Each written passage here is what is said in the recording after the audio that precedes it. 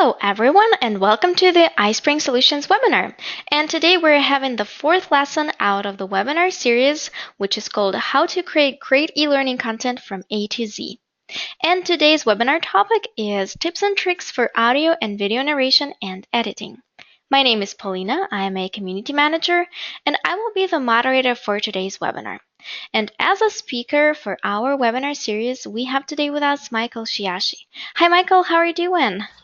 Hi, Paulina. I'm doing great. Thanks for having me today.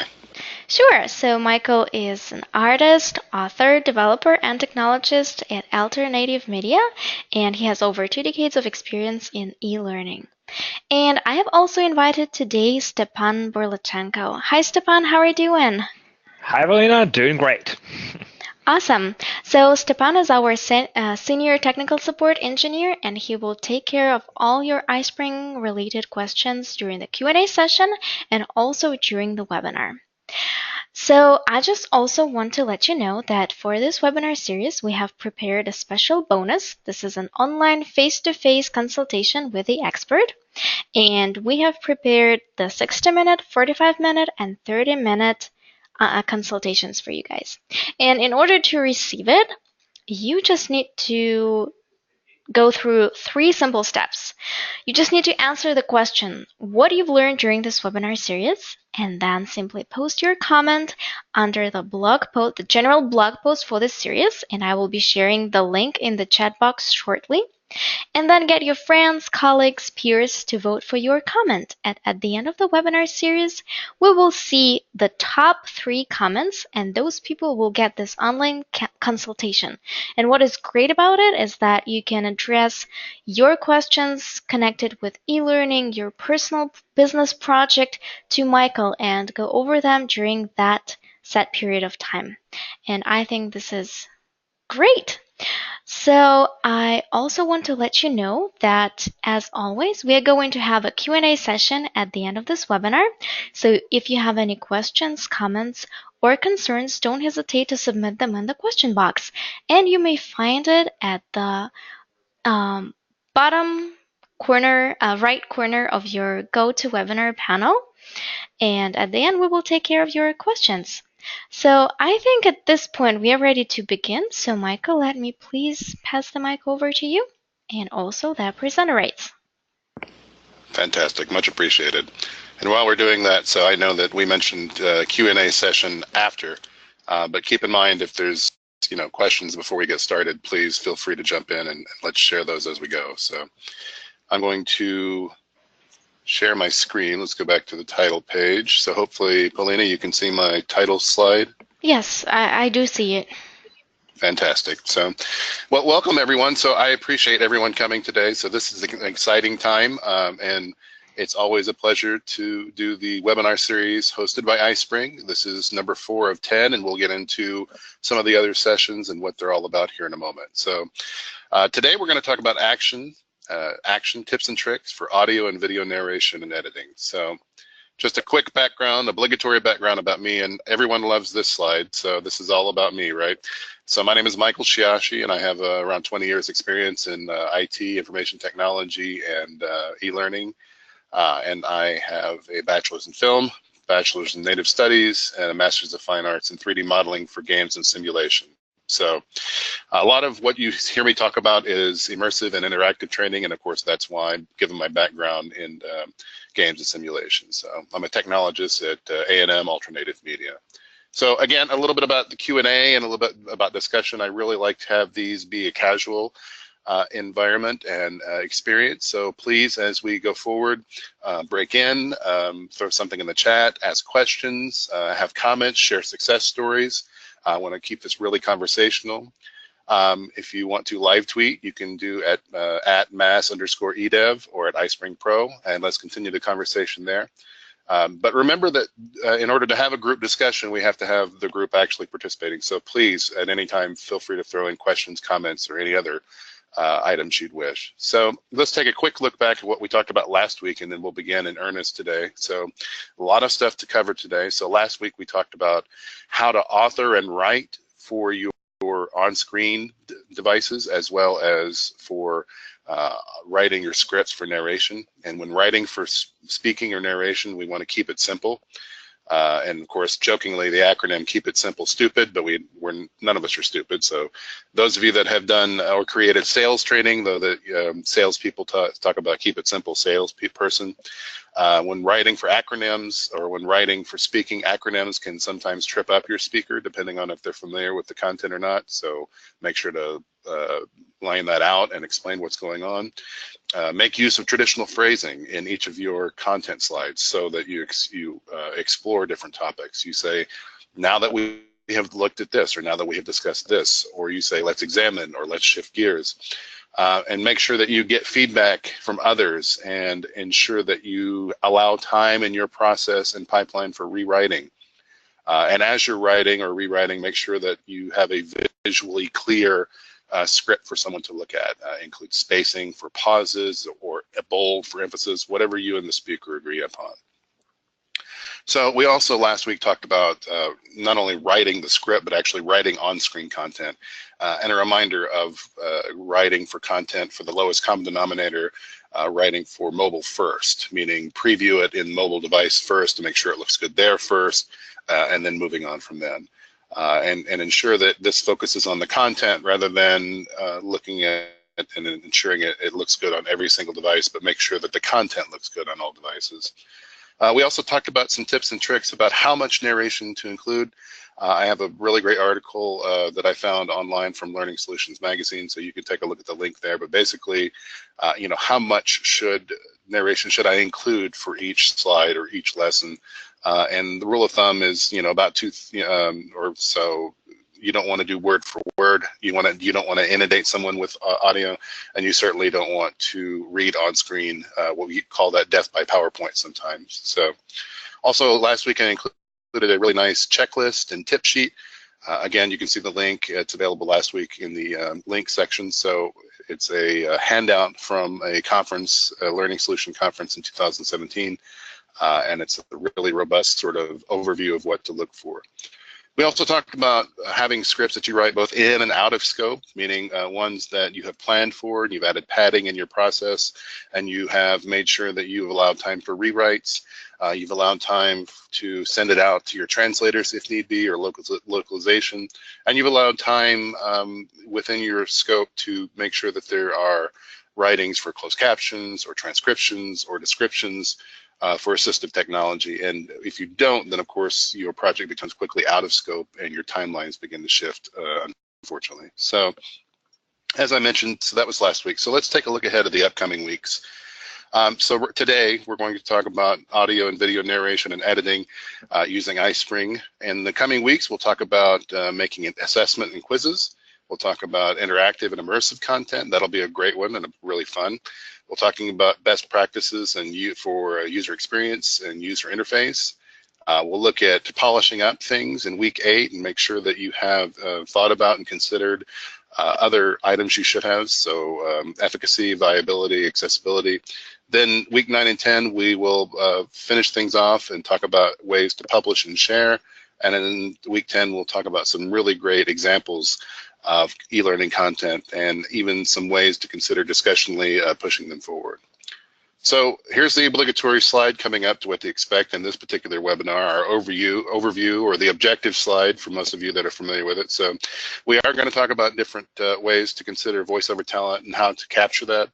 And then we're going to get right down to it and some of the nuts and bolts of audio and video, what to expect, what to plan for, talking about the recording equipment and editing. And then we're going to make it happen with iSpring. So we'll show you a deep dive and show you some real quick and easy ways to get the audio and visual or audio and video in the e-learning. So we're going to spend a couple of slides after sort of thinking of other ways you can push this a little further using what I'd like to call standalone animations and such. All right, so let's take a quick moment, and Paulina, I think we have a question. Let's do question 1, and this is for our discussion individuals for our group.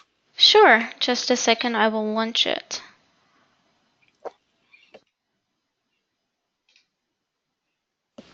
All right, is this the one that you were talking about?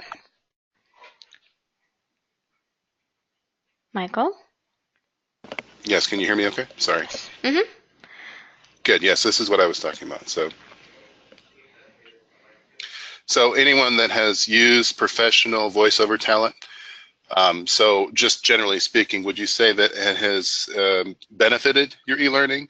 And how much did it so? And so we'll just take a quick look at this. So answers are coming in. So looks like for the most part, it did using professional talent. And so some of you, it absolutely did not. And then of course, a few in the middle, it really didn't do much help either way. So looks like we're split right down the middle between yes and only, and yes somewhat. So I asked that because, and I'm go ahead and Polita, you can close this in a moment, but I'm going to go ahead and continue on with the conversation. So, All right. okay, and you can still see my screen, correct? Yes. Mm-hmm. Okay. So one reason I ask, of course, is we're going to talk about, whether you should use professional voiceover or if you should do it yourself. And really the answer is it depends. And in this case, things to consider when you're thinking about your own voiceover talent is the voiceover talent you're getting, whether it's you or someone else, experienced in the field that you need them to be or in the content that you need them to be. The example I usually give is doing voiceover work and e-learning content creation for air traffic controllers here in the US. There's a lot of acronyms, there's a lot of phrasing that needs to be used, and you need to be familiar with it. So having someone already steeped in that information definitely helps. Understanding if you need a voice with character, meaning you need someone that can have inflection or imbue excitement in their voiceover talent, and someone that is professional both start to finish, meaning that they sound welcoming, they're well read, they can read aloud. And of course, some of this depends on your budget. And so I've included, a little meme for us here. I'll blow it up so you can see it. Not sure if you're going to use pro talent or just do it yourself. And so that's always a challenge. And I would say whichever your budget can allow and whichever your audience responds well to, go for that. And also included a link here, how to choose your narrator, and some of the items to consider above are from that. Take a look at that when you can. It's quite an interesting read. So as we think about ways to record, of course, we have to talk about audio equipment. There's a lot of good basics out there by which to get the highest quality mic. There's a guide on iSpring on how to choose the best one. There's also another guide from TechSmith on what's the best microphone. I'll share those just briefly so we can look at them as I'm talking. There we go. So here's the guide to selecting the best voiceover. You can read through this. There's a lot of good tips explaining the basics of what to look for, and then some examples here, and of course on the TechSmith's website as well. So there's a lot of good information, as well as you can also hear some comparisons online, but I wanted you to be made aware of those. So many of you may not have a choice. Many of you may be like myself today and only have the headset mic. We want to make sure that we have the best possible, but again, sometimes we're constrained. So when you do get ready to record, as I mentioned last week, in your tips and tricks for your actual speakers, make sure that you or your speaker or whomever is the voiceover artist, make sure you read the script aloud in front of someone, and then do it again, and make sure that you have an understanding, again, the phrasing and the acronyms and whatever. And then as you're writing it, read it aloud and then read it again out loud.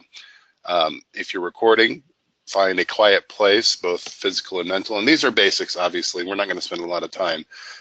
But of course, as many of you know that have edited audio, making sure that your voiceover artist has lip balm and water, something to keep their mouth, not from being dry, because that leads to clicks and pops in your recording. We don't want that. So just little tricks to remember, either whether you're doing the recording or whether you have a professional talent come in.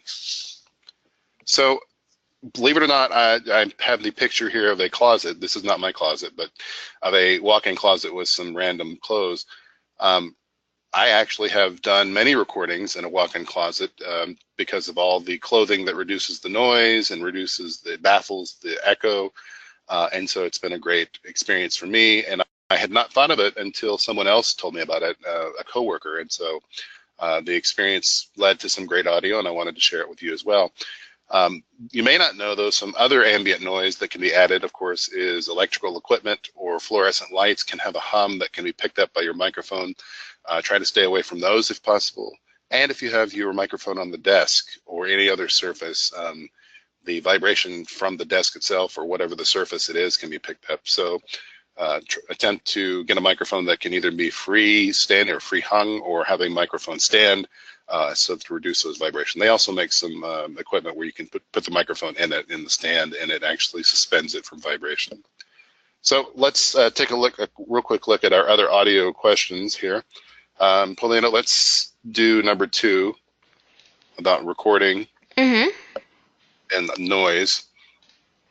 All right, so it's this one. For anyone not doing their own voiceover recording, have you received audio files that contain background noise? And if you can quickly take a vote and share with us either yes or no, that would be wonderful. So I'm seeing the results come in, so it looks like for the most part we've all had that.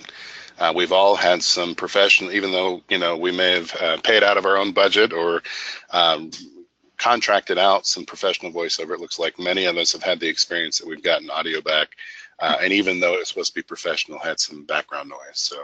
And then we received a comment from Alan in the chat section, and he says we do our own voiceover and it has background noise. Right. So, and one thing we'll do today, and this is a great touch point, is I want to make sure that we talk about removing those noise, as best as we can. So, we'll go ahead and close. It looks like pretty much everyone's finished, and let's go back. So, let's talk about. We're going to talk about various ways to deal with audio in iSpring. And again, feel free to share those stories and those information as we continue on.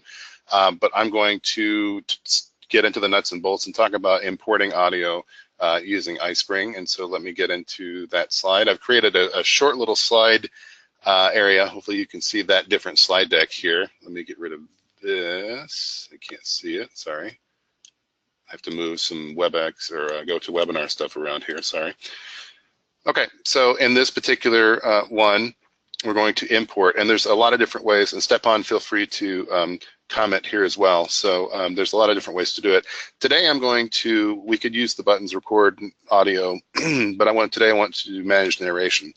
And I'm choosing that specifically because many of you may have slide decks that have animation or that need to be adjusted for timings and such. And so when we click on the narration editor here, we see the slide, we see an area for playback, we see slide notes that, and again, as you go through these, you'll notice my notes all say the same, but this is where you could potentially put your narration script, and you would have everything here.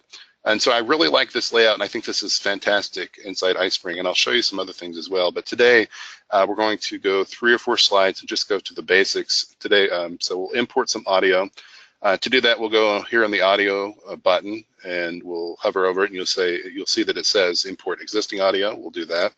I have one I can grab here. Here's my different weeks for presentation. Here's an audio file. And again, it asks me where I want to put it. I'm going to, again, put it as this only one slide here. And you could put it at different cursor positions down here in the timeline, but we're just going to add it in slide 1 just at the beginning. So I'll go ahead and play that for you. And you'll see that the slide itself, which you're looking at on the main part of the screen, has some existing animations and such. So you'll see those play. I've made the slide notes area a little bit bigger, and you can collapse that. Again, everything is pretty fluid here, but let's go ahead and play that, and you should be able to hear just standard audio here.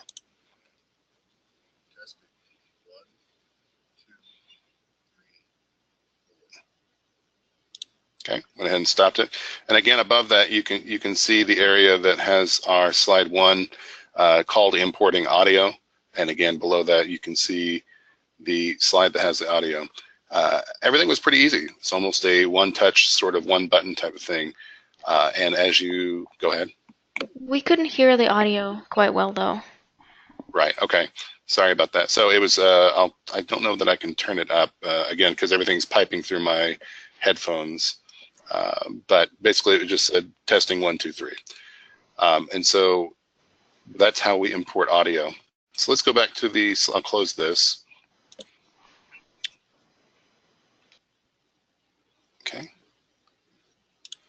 So again, we go to the Manage Narration tool.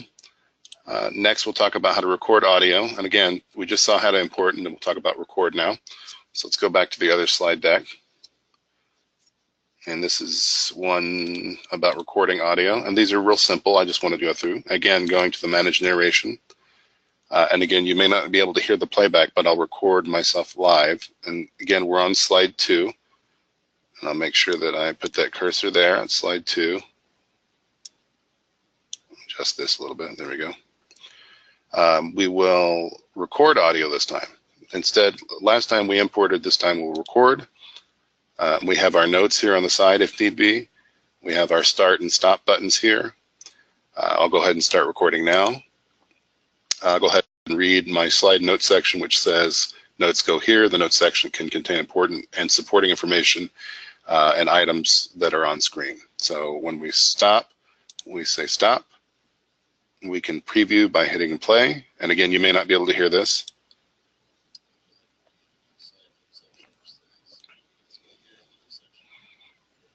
Yeah, a little bit too low. Yeah, and again, because it's going through, and it probably is very quiet. And we'll talk about that here in a moment in editing, but we will go ahead and save here. But for the most part, you'll see that we have an audio recording here that goes along with our only slide 2. So I will save this and we'll go back real quick. And again, I apologize since it's going through my headset. So, okay. And of course, now that we can talk about that we have audio that we've either imported or recorded slide by slide, we can use the editor inside iSpring. And some important things to consider, and the one reason we talked about getting audio back from others or doing it ourselves, there's some things to consider. We can record or import. We can trim it on the front and back end. We can make sure that our timings, as you saw, that we're going live are synchronized slide by slide with these audio.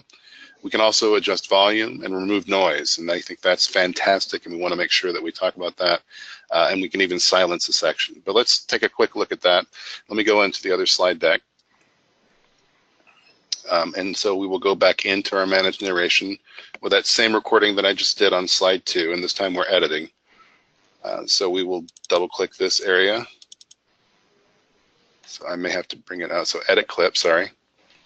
So this is the actual edit that we saw before. And what I'll do first, and Stepan, this is just one way, and I'd like you to jump in here.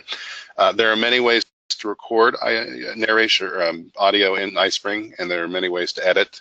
And for those of you that ever have edited audio, you know that there are various ways to do it. So this is one I'd like to share with you, and you can experiment with this as well as a different sequence of events to see what works best for you. So first, in this particular one, I'm going to highlight everything, and notice it's now yellow. And I'm going to bring up the volume a little bit and preview it before I say OK. Okay, so I'm going to bring it up just a little bit more. And again, as you see behind this, as I raise and lower it, you see my audio signature goes up and down. So there's a couple of loud spaces at the end. You can see that they peak here, but for the most part, most of the audio is right in the middle. I'm going to go almost all the way. Okay, so I'm going to say OK here. And then next, so I've brought up all of the audio, including the background noise here. I'm going to highlight this section. And this is where we remove noise. So first you highlight it, and you'll see in a moment that we'll have little pop-ups telling us exactly how to do that. We highlight it, and then we click remove. It uses that highlighted section to build some data on what background noise might be. And then when you say remove noise, it removes it from all of it. So you'll see that it removes it from all of it. And so now we have an almost silent in between on each of these. But and that's great, and I'll let you take a listen here. Okay, and I know it's probably hard for you to hear, but I had a smack with my mouth here. And so there's a couple of ways we can adjust that, and because the smack is very loud, we can do one of two things. We can adjust the volume all the way down and do that a couple of times, and that probably will take care of it, or we could add silence, and so I'll show you both ways. Let's adjust the volume on this particular one, and we'll see how it sounds. Okay, we'll say OK and preview from here. Okay, so now the smack is gone, but also notice when we remove noise, we also still have areas in between, say like here, in between the main speaking points that haven't been removed in the background noise. Let me just play that. And so this is maybe a breath or something. So in these areas, in order to get them, we would highlight them and say add silence. And there's different ways, like you saw. You can actually lower the volume on this section. But I like to use silence on the areas where I'm not actually speaking in order to reduce any background noise that I might not be seeing on audio signature or at the ends or start of the recordings. As you see at the end here, there was probably me clicking on the actual device. There's audio. So I'm going to go ahead and silence that as well. And you notice it disappeared. So same thing on this last section, like what we did. And again, these are just simple things you can do in the audio editing. I'm going to reduce the volume to match a little bit better what I have going on here. And you can see that visually. I won't do too much, but just enough, because if I do too much, you won't be able to hear. Okay, so I'll do a little bit more. And again, we don't want to go all the way, but just enough where it matches the tone and volume of the rest of the signature. So at this point, you have a pretty clean audio file. There's probably a little clicking here or a background noise that was not removed. We can add silence there. We can select this whole front part and either delete it, or if we feel like we need that lead time, leave it. We can grab this whole section here and trim it, which removes the front and back end of those silences in order to have some concise timing with our audio. At this point, we can review it and see if it's loud enough. And again, I'll play it, and it is only going through my ears. And it's a pretty good volume, so I'm going to leave it. I'll save and close. And that is editing the audio very plain and simple. So I will move this over, which makes my recording on the slide, makes the transitions go only with this slide. And so Stepan, please jump in if any other comments about this particular area while I go back to my slides. I would like to mention one question from Anthony, but wouldn't you want to add the ambient background noise versus silence? Sometimes the silence is more noticeable if there is suddenly dead air, no? And that's a judgment call, and I think that's a good point. And so you may remember earlier when I said there's several ways to do this. So I've got the same recording we just did back on screen. So what I've done is reduce the amount of dead time. You can even go in and reduce your pauses if you want. But again, I would be careful and listen to the entire audio and make sure it's natural and it sounds good. So you're right. So before we did any of that, we would, and so one reason I want to back up is say, remember I said there's many ways to do this. So this is my particular work through that I found that works, especially if it's my audio, meaning one that I've recorded for me. So as you saw, I boosted the audio on everything on the volume and then took out the areas that I want and remove the noise. But you may want to do that in the inverse order, remove the noise and then boost the audio. But again, listen to what works, make sure you save backups. And do it over and just take a really good listen to each of your audio and see what sounds better. But that's a good point. Sometimes the silence needs some ambient sound to it in order to not sound dry or to sound a little bit more warm, to use an audio term. And we have a great comment from Patty. I often have music behind my voiceover so that silence is not noticeable.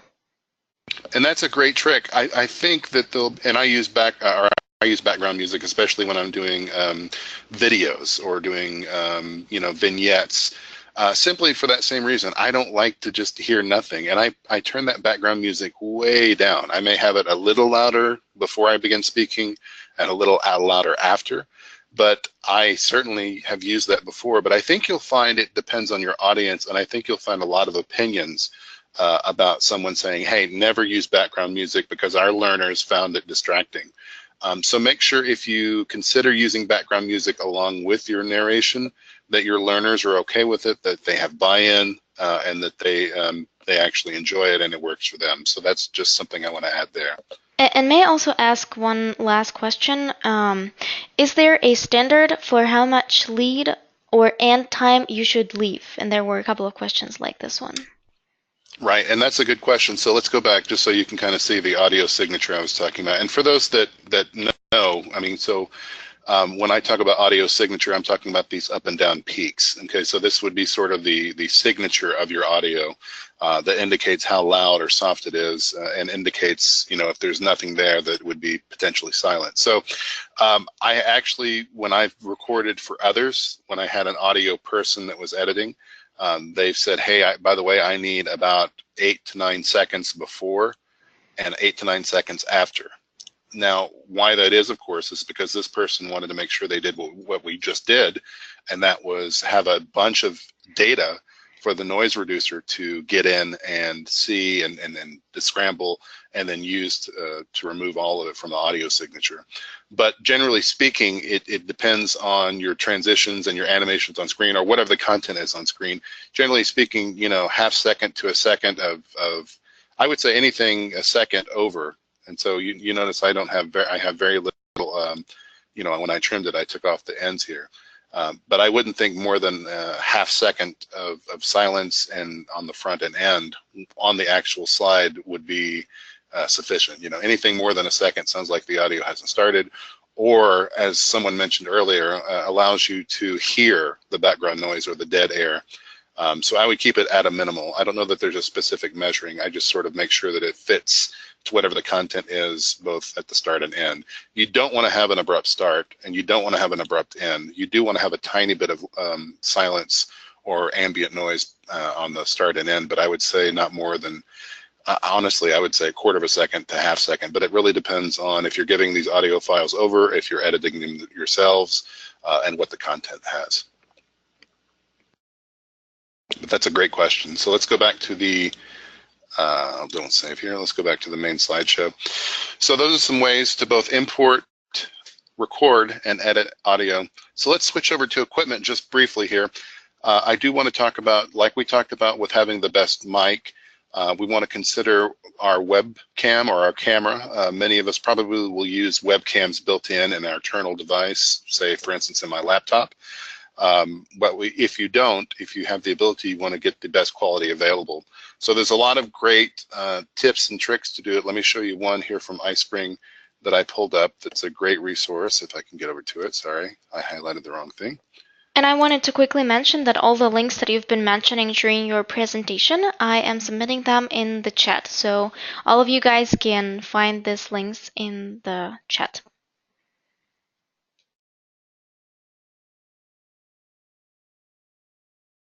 Michael, we can't hear you. Okay, good, sorry. I'm back. So this is a link that you can pull up for yourself. Again, it's a great resource about how to pick a camera if you are going to give a video lecture. So there's a lot of things to consider, just like with a microphone, that you need to consider getting. So try to get the best quality available is probably the rule of thumb. So let's switch over real quickly while you are looking at that and while you are potentially discussing here in the group chat. Same thing with video. So we're going to do the same thing that we did moments ago. Take a look at the video that we can do with iSpring. So let me get back to that slide deck. Before I do so, let's take a quick look at our questions. So, well, we'll do the questions in a moment. So I don't want to get there yet. So here we go. So let's talk about importing video. Again, going to the managed narration. And this is the same area that we can both import. And now we're on slide 3. And we can still see what we've done in slide 2. Just like with audio previous, we're going to import a video with the video button here on the left. I will pick something I have already here. And this is just a 3D model. And again, it asks you where you want to begin putting the video. Now, you'll notice that we have both video side by side with what's going on screen. In many cases, I'll go ahead and play it. There may not be any audio. There's some background music if you can hear it, but it's very quiet. It's just a 3D video. But notice that we can see it here on our timeline for slide 2. So depending on if you wanted to import audio, or I'm sorry, import video this way, you could do so. And of course, let's switch over. We'll save this one. And we'll go to our other slide of actually capturing a video. Again, going to the managed narration. Now we're on slide 4. And notice that our video has now sort of overcome our slide 4. So there's a couple of different ways we can do it, but for now, Stefan, there's different ways that we can adjust this, but for now I'm just going to get rid of our video so we can have a fresh area. So I deleted the clip, started it. Okay, so we're going to use the record video button. Okay, record narration and synchronize it with the slide animation. And you'll see me pop up on screen. Okay, start record. Okay, so I'm recording video on this particular area. I can read my notes up on the right, or I can add additional information, and then I will stop. Okay, and I think I have a conflict with my webcam because it's being used, so I won't get into that. But this is the area that you would include it. So, Stepan, did you see anything I did wrong there as far as importing or recording the video? Yes, I did see that. Yeah. You did everything right, I believe. Yeah, I did something right. So I think there's a conflict with my presentation mode here on GoToWebinar and the actual video. But for the most part, just as you saw as the import, you would see the recorded video happen here. And let me go back to slide 3 here. We'll import that video again so I can show you. Let's say you recorded the video. Maybe we can turn off the webcam for you. Well, that's okay. I have some audio, some video we can work with here. So let's say that we recorded the video as you saw earlier and that we had it here. And then, and again, this.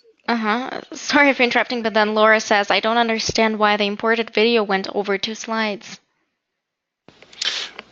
And some of that has to do with the timing. And so we can synchronize that here in a moment. But so let's just take a look at that. So let's do a couple of things. So let's say and this spans both 3 and 4. And Stepan, please jump in here.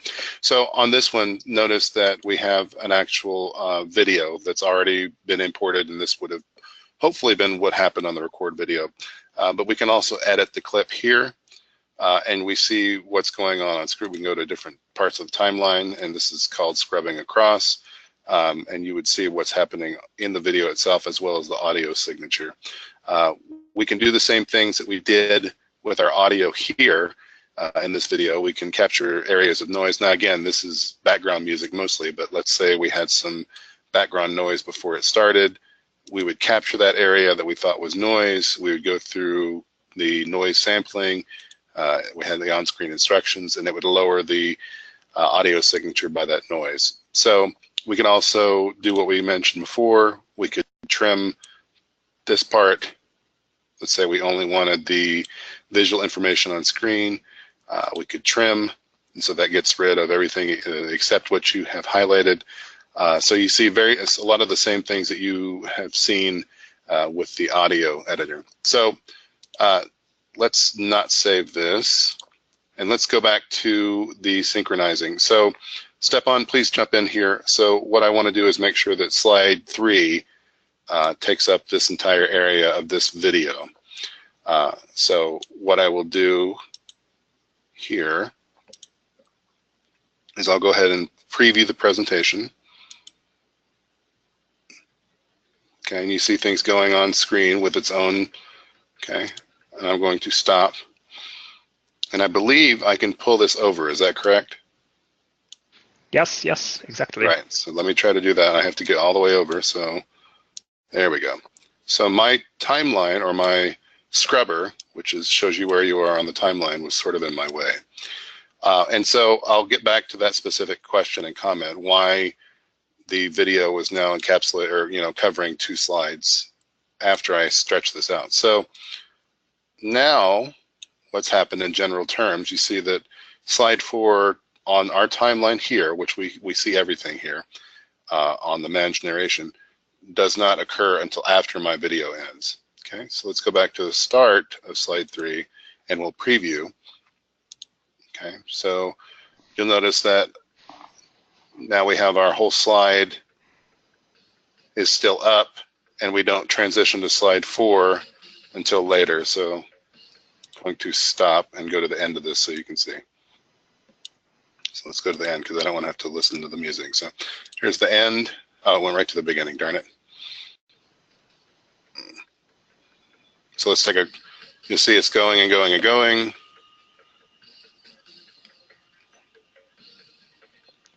And while it's going, can you also mention what video formats are compatible or accepted? Yes, I can. I'm sorry, I've got a whole bunch of techno music in my ear, so hold on.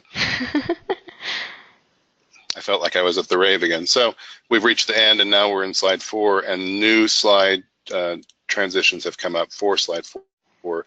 But before that, slide 4 would have happened for that. So that's rudimentary, but I just wanted to show you the simple way, of course, is to send it out. Now, why? So Stepan, jump in here, but basically one thing you'll see a little different. Let me show you how this is set up. These animations on this slide are automatic, meaning they just happen one after the other.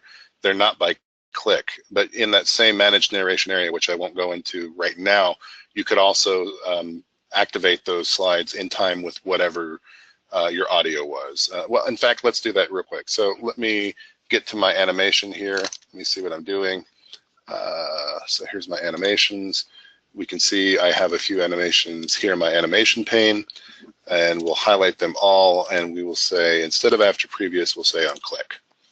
So then we'll go back in, and we will look at managed narration, and you'll notice that it looks a little differently. And remember, we're on slide 4 now, not slide 3. Slide 3 is the one with the video. But now as we capture audio, which I will do, we can also indicate our clicks and our activation of our triggers, which you'll see on screen. So let me go ahead and capture audio. Oh, whoops, not import, sorry. Capture audio, record audio. Okay, so we'll start recording. I can say first animation here. Okay, I can say next animation here. And again, this is the button in the middle. And these show up now because I'm going to stop. And so I have my timings already set up because they are set up by click rather than automatically.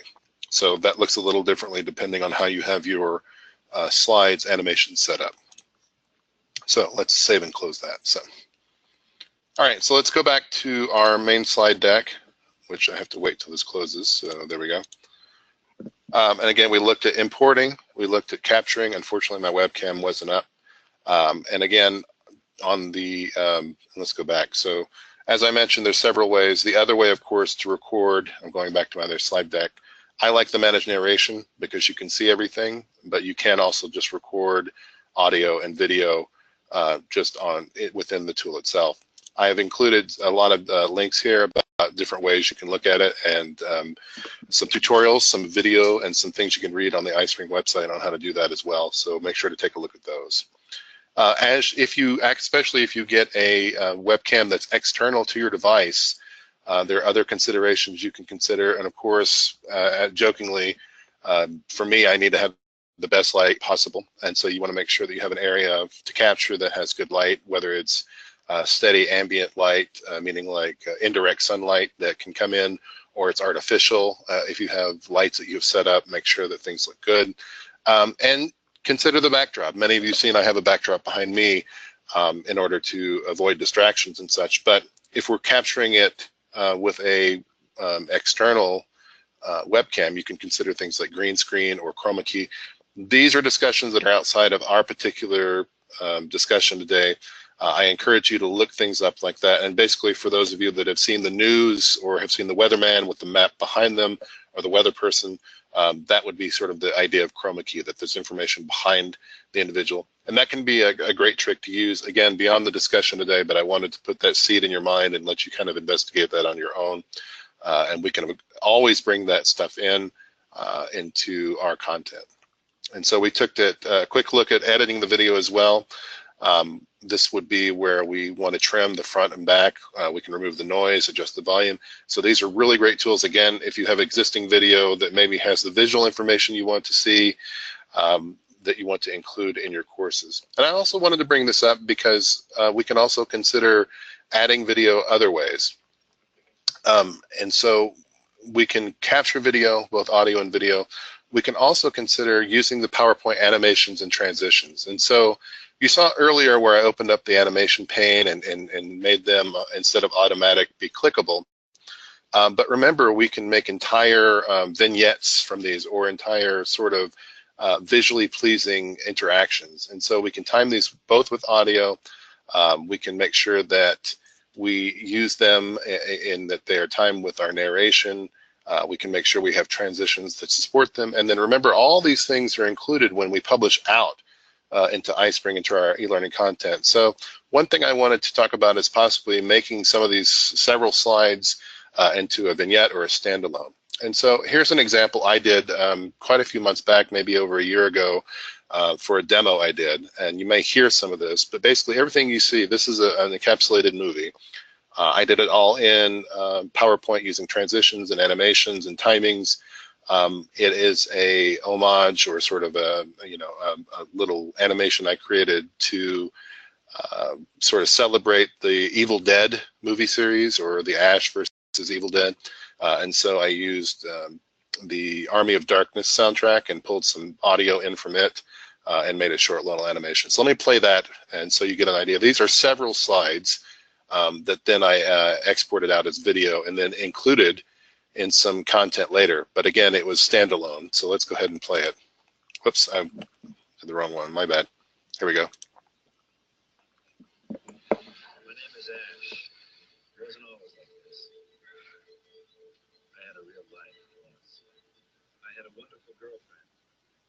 Together we drove to a small cabin in the mountains. It seems an archaeologist had come to this remote place to translate and study his latest find. Necronomicon Ex Mortis, the Book of the Dead. Found in human flesh and inked in blood, this ancient Sumerian text contained bizarre burial rites, funerary incantations, and demon resurrection passages. It was never meant for the world of the living. The book awoke something dark in the woods. It took Linda, and then it came for me. It got into my hand and went bad. So I locked it up with the rest. But that didn't stop it. It came back. Big time.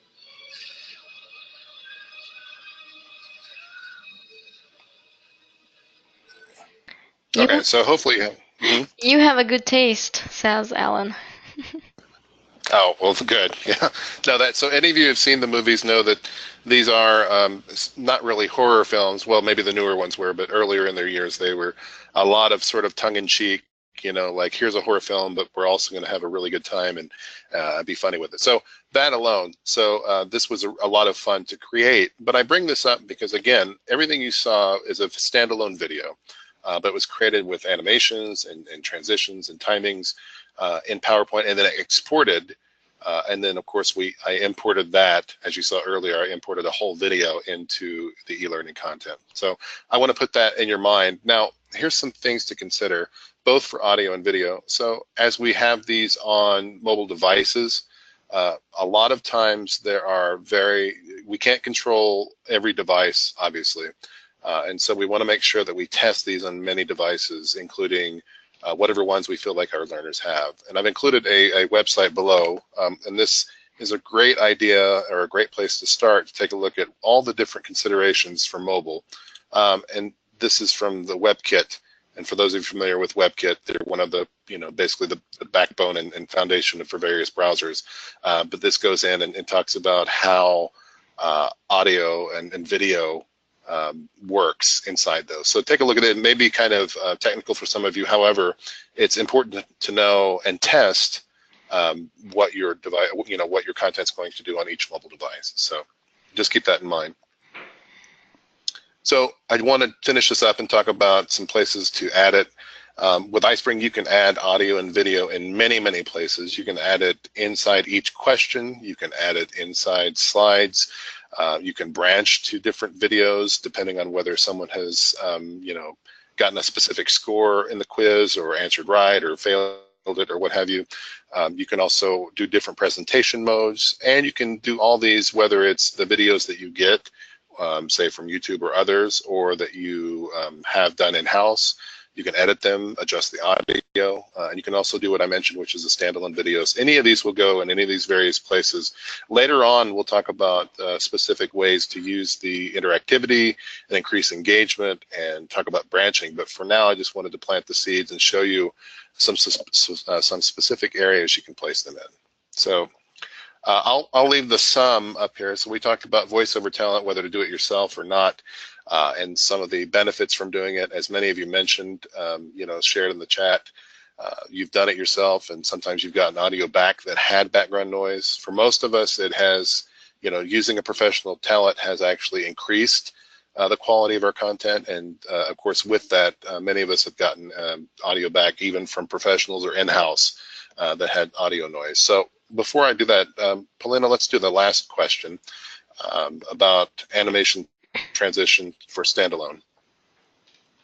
All right. Can you see it? Let me open up the poll. So the question is, has anyone exported animations transitions with audio timings to a standalone for use in the e-learning project? Right, and so share that within the discussion and chat area. So basically I'm asking, have any of you actually used that? Have any of you created your own standalone video? I'm going to continue on and sum up here, but please share if you do. All right, let me give the presenters back to you. All right. Okay, there we go. All right, again, we talked about voiceover talent, and then we looked at audio and video inside iSpring using the Manage Narration tab. Again, as I pointed out, there's various ways to capture it and import it, specifically with an iSpring tool, but I like the Manage Narration because you can see everything, you have your notes in front of you. And then we talked about things to consider also as our equipment, both in microphone quality. There's some resources you can check out, both to get tips and tricks of getting the best recording equipment, whether it's a microphone or a webcam. We talked about making sure your environment is quiet if you're doing audio, and you have good lighting and a backdrop if you're doing the video. And also we talked about creating your own standalone animation, vignette, or video. Oh, Polina, there was a question, and Stepan, I'll ask you to jump in here, for the formats for video. Yes, we had lots of them. Yeah, so I know I used MP4 today. Stepan, what other formats do we have? Do you have that Yes, so officially we support WMV, AVA, MPG, MP4, and MKV. But actually, in fact, when you insert your video clip and you choose all files in the Windows menu, you can see that there are some more there are more video formats that we accept and actually work with. But yeah, officially these 5. But you can try and experiment with some other formats, and they might actually work. So yeah. Right, and so this is what you're talking about. When we go to all files here on screen, hopefully you can see that. We can see them, and like you said, you can import them and see what happens. Exactly, yes. Right. Good. But they got to be video files after all. So right. And as you saw, audio. Right. And as you saw, there were some image files. So yeah, it would have to be a video file, which is why we have the suggestion there. Good. So same thing, of course, on audio. If we import audio, we can also take a look at the specific suggested ones here.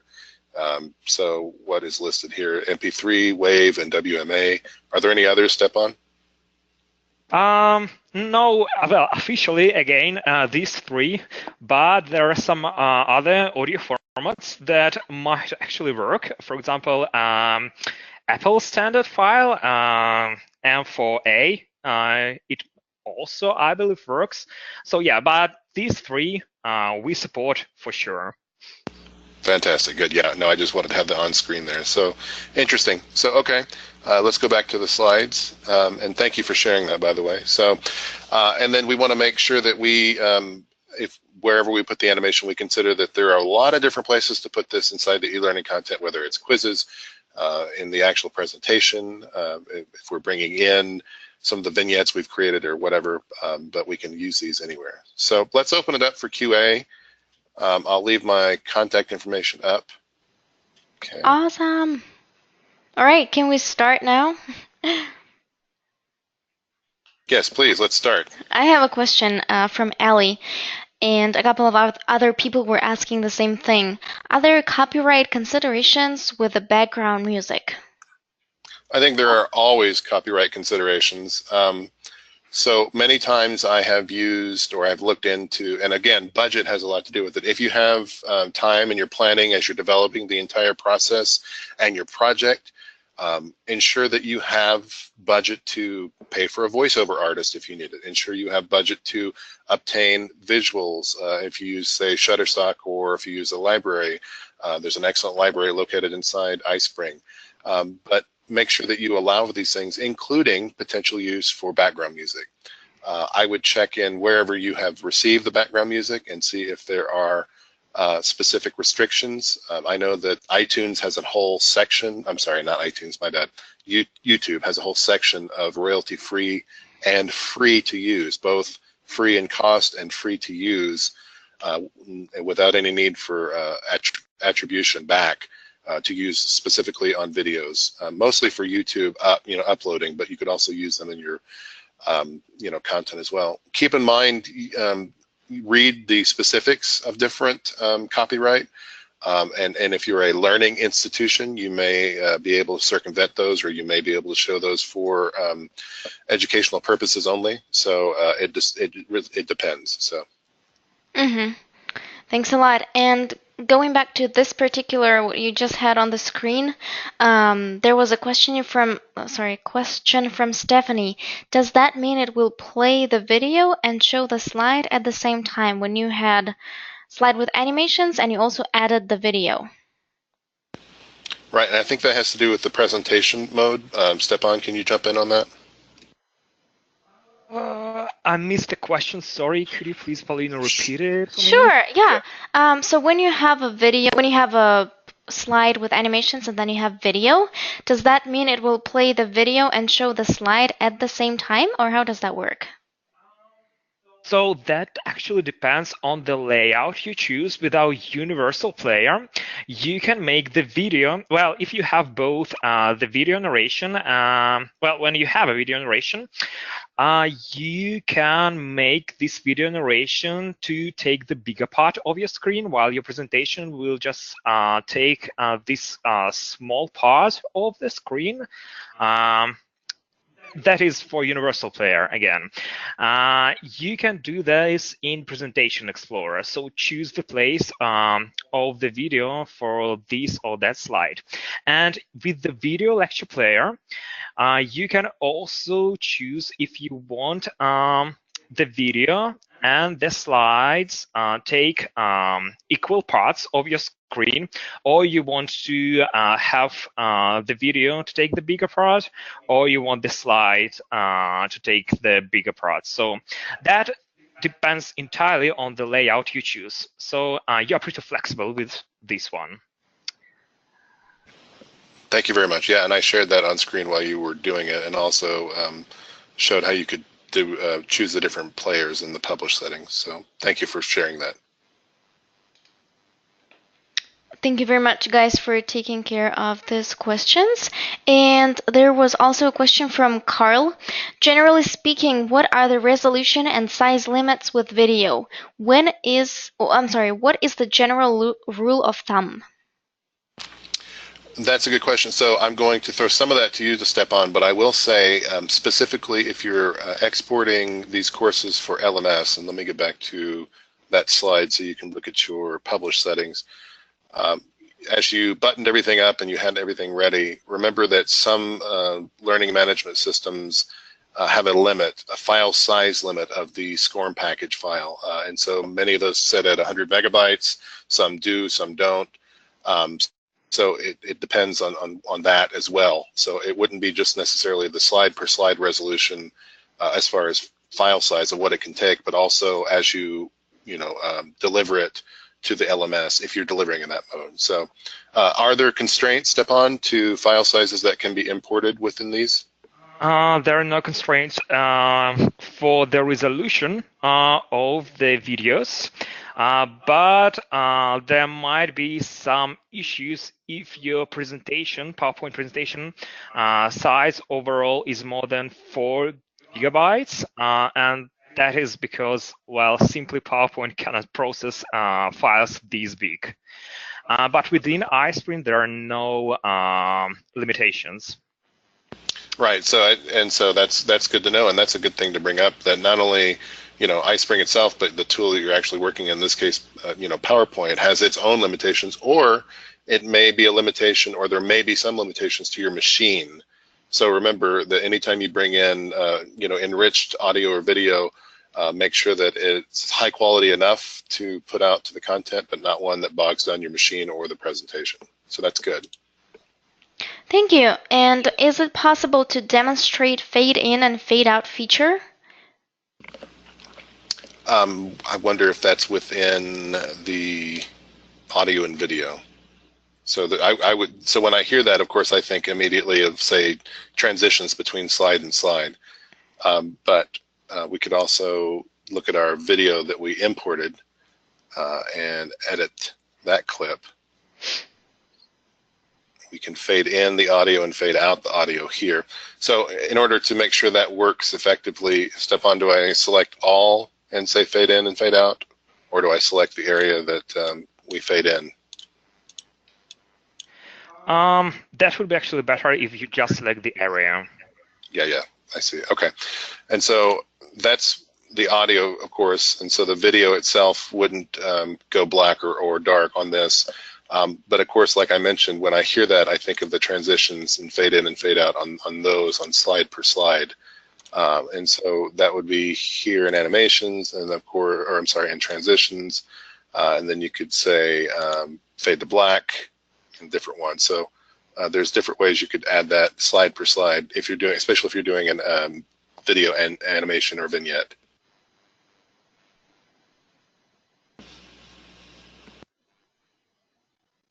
Next question.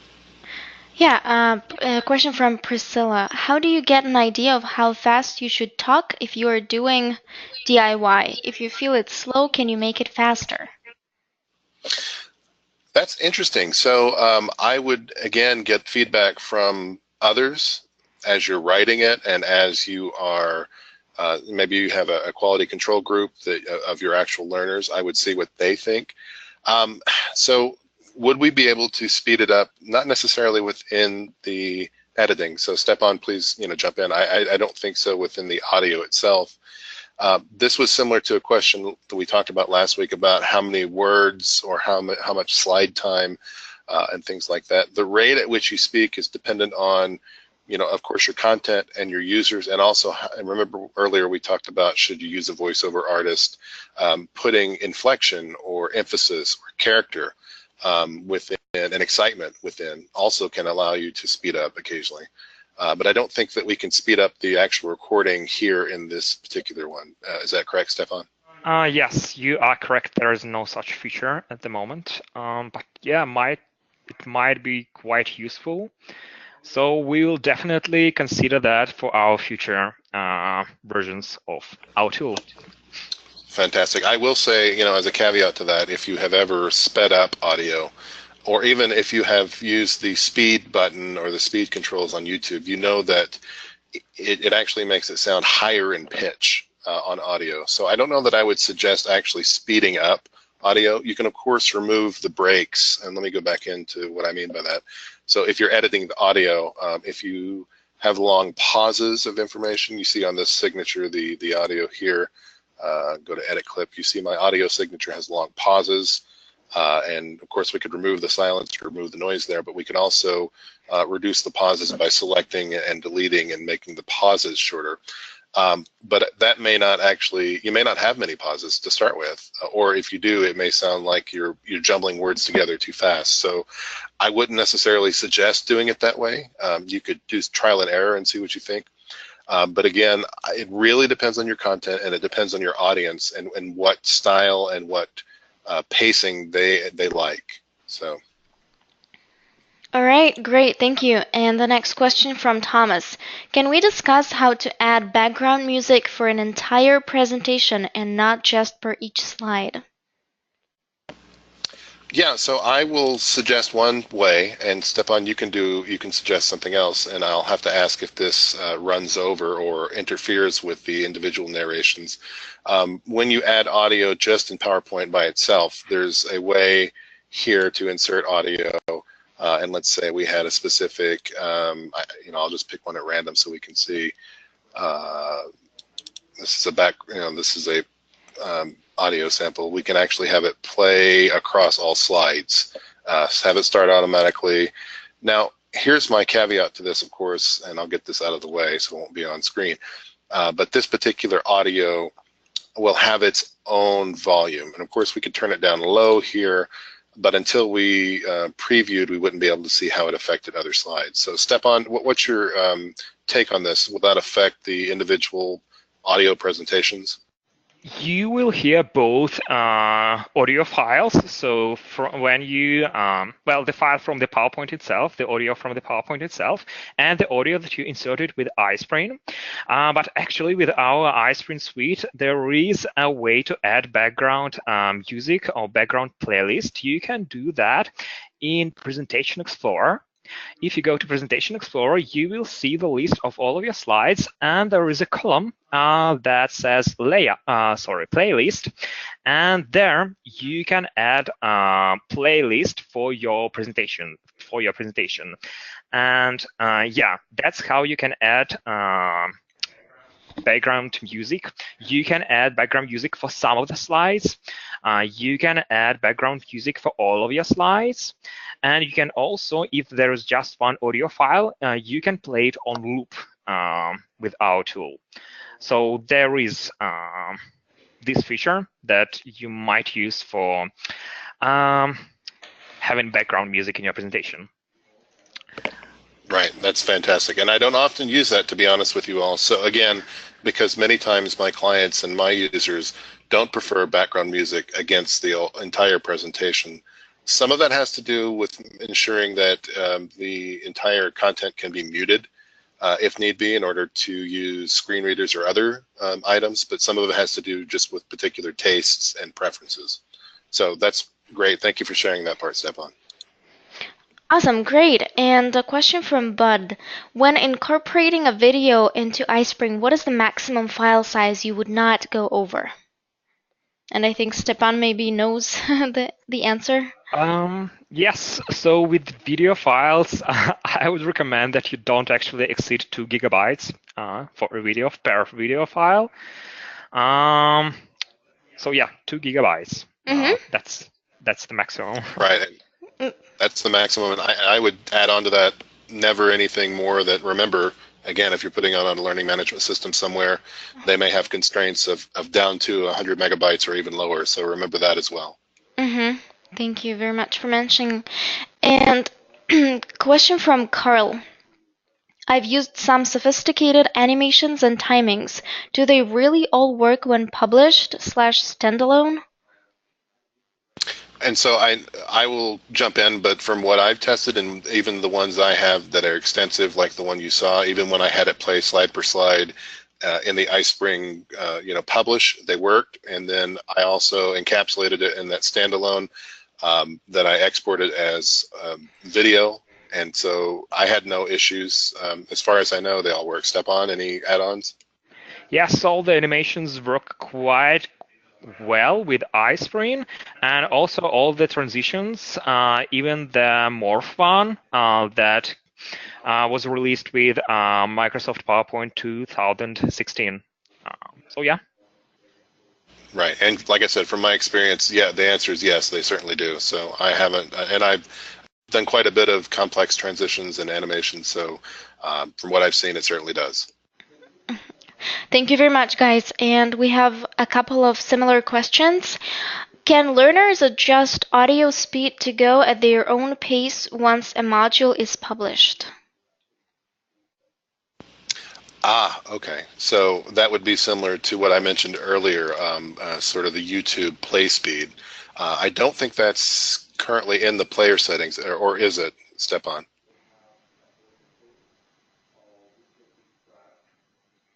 Sorry, missed the question again. Really sorry. What was it Sure. about? Can learners adjust audio speed to go at their own pace once a module is published? No, this feature is not available. So I mean, you can actually search in the play bar. You can like go from second 12 to second 22, but no speeding up option, I'm afraid.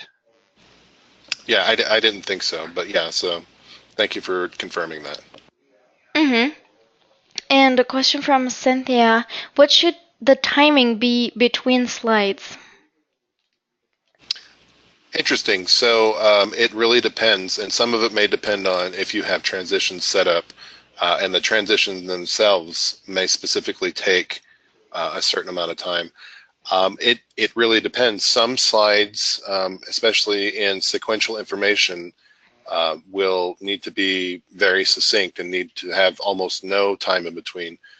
If you're doing animations and creating that in a standalone video, the pacing of the animation will need to match. So if you're doing transitions, that'll need to match whatever the animation itself will need.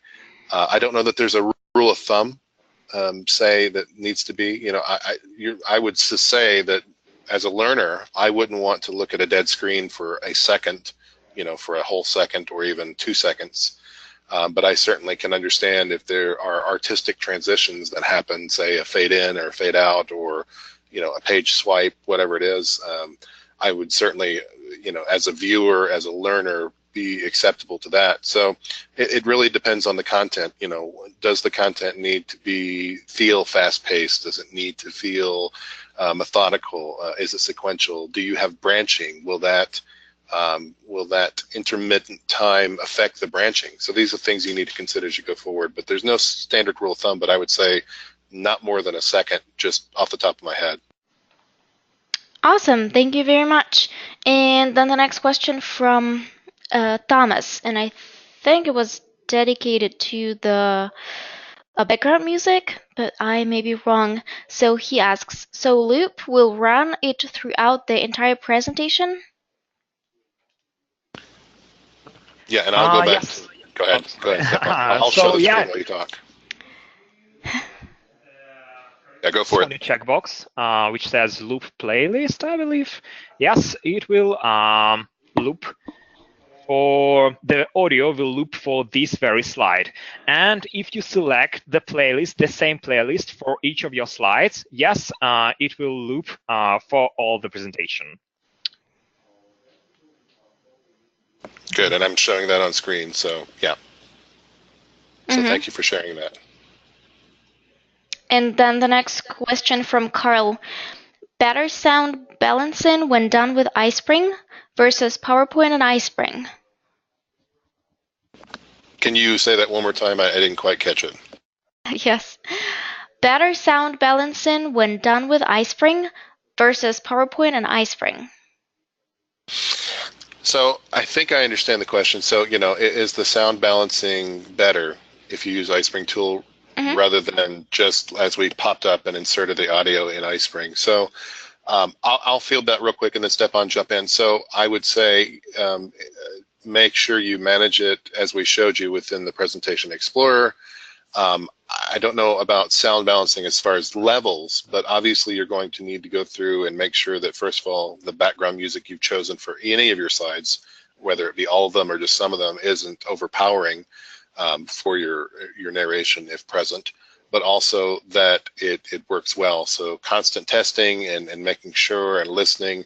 But also in this particular case, unless you were going to create those standalone animations or vignettes, you would probably benefit from using the iSpring Presentation Explorer rather than just PowerPoint itself. Thank you. And we have a couple more questions. And the first one is from Marita. I use that background music. I have it at 1%, but a few of my clients still feel it's too loud. Why could that be? Do you have, any clue? Well, and so I don't have a clue, but first I would say definitely listen to those people that are saying it's too loud. And again, also measure by which, if it's too loud for a lot of people or only too loud for, say, only one or two. And again, we can look, you can explore different ways to present it. Maybe some slides have it, maybe some don't. But remember, each participant, each of your learners may be experiencing this audio in a different manner. Remember earlier when I had, a specific audio going, you guys could barely hear it because it was going through my earphones. Remember, we may have audio users that are using earbuds or have the music directly in their ear, and they may hear something that we don't if we're just using external speakers. So keep that in mind, and they may be right. It may be overpowering. And like I said, for different people that use assistive technology, background music may actually be disruptive for the entire learning. So allowing, say, the mute button or the volume button on your player settings may help quite a bit as well, to allow them to adjust. So in that case, maybe there would be one or two things you can do. Increase the narration volume a bit on each of your incoming narration audio files. Or again, I know you said you had it at 1% on the background, maybe even lower that some more if possible. And if not, then of course there's considerations for maybe removing it or seeing how many other individuals of your entire populace have that same issue. It's a good question. Thank you. And the last question we will cover is from Carl. Any thoughts on Audacity versus the tools you are showing? Audacity. I figured that would come up today. So this is where the hate letters are going to start coming in. I'm teasing everyone. So I have used Audacity a lot over my course of my career. I'm not the biggest fan of Audacity. Yes, it does what it's supposed to, and yes, the price is right for it. It's available and it does what it's supposed to. I have been in the case, I've been on the receiving end where I've gotten Audacity files. I'm not disparaging it. I'm just talking about my personal preferences. So I'm not the hugest fan of Audacity. However, it does a really great job. But remember, we're talking about making sure that we get our content out in a professional and polished final delivered product in an expedited form. Many of us have compressed schedules that we need to maintain, and that's why I continually say, hey, make sure that we have added time for this project, added padding for rewrites, added padding for re-records, and even audio editing. We think it sounds fine. We send it out. Our learners are like, this does not sound great. What's the issue? And so we have to go back in and re-edit. So all that being said, I find that the tools we've talked about today, specifically in editing audio and video inside iSpring, are fantastic. They give reduce the noise. You can trim it. You can delete it. You can make it, increase the volume. You see the audio signature. That being said, you can do those same things in Audacity, but remember, we can also talk about other editing tools out there. We can talk about Premiere, we can talk about Sound Booth, any of these other items. But as we begin talking about these other editing tools, they come with their set of learning curve. They may have a lot more tool sets available to you, but again, it's the time involved. Whatever tool that works best, quickest for you is the best tool in my opinion. If you use Audacity, great, go for it. If not, I think there are tools we talked about today inside iSpring that are fantastic to do what we need to do to get the job done, and sometimes that's just as important. Perfect. Thank you so much. And before we wrap up, because we are somewhat over time today, I just wanted to quickly read out loud a couple of comments, which I think are great. So the first one is from Stephanie. Personally, I think it's very hard to hear and concentrate on the focus of the audio while there is background music playing. It's a system overload for me.